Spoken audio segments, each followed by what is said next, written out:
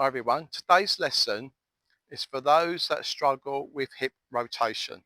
And as we get older, hip rotation becomes more of a problem, especially with flexibility, etc.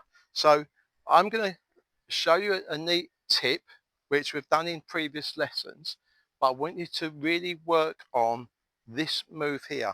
So I've got to rod through the belt buckles, right? Because then visually you'll get a view of what's actually happening with your hips.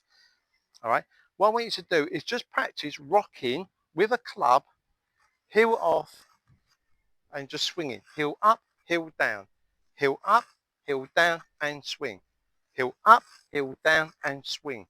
And what we're doing with that, this lifting of the lead heel, right, it creates a pivot. When you get back down here, it creates a pivot for the bottom of the arc to come through. All right. Now with practice, okay, the timing of this will get better and better, but it will need practice. So for me, I use this all the time with driver, with irons, etc. And for me, I generate more power because I create a better pivot. So my pivot will be there, and that's where my extension is, and my release is where I get my maximum power. So the way to think about this in your practice is flare the lead foot, okay, because that opens the hip better, okay, and lift the heel. So on your takeaway backswing, it will look like this. So that's what it's looked like on your takeaway backswing.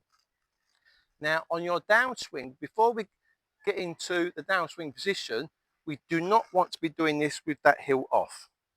All right, that's going to leave you behind the ball. So as the club's going back, before it's finished the backswing, replant this lead heel. And by replanting the lead heel, it automatically opens the hip.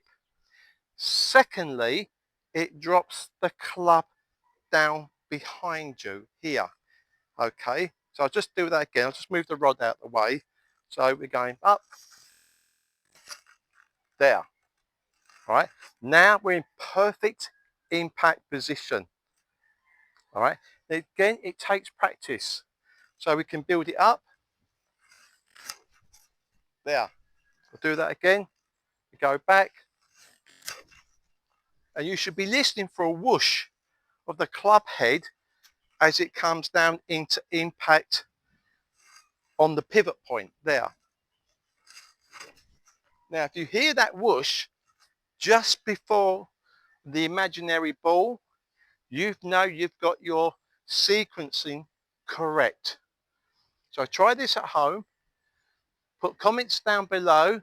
Give me some feedback of what you feel, what you see, what's working, what's not working. Let me know. Thanks for watching.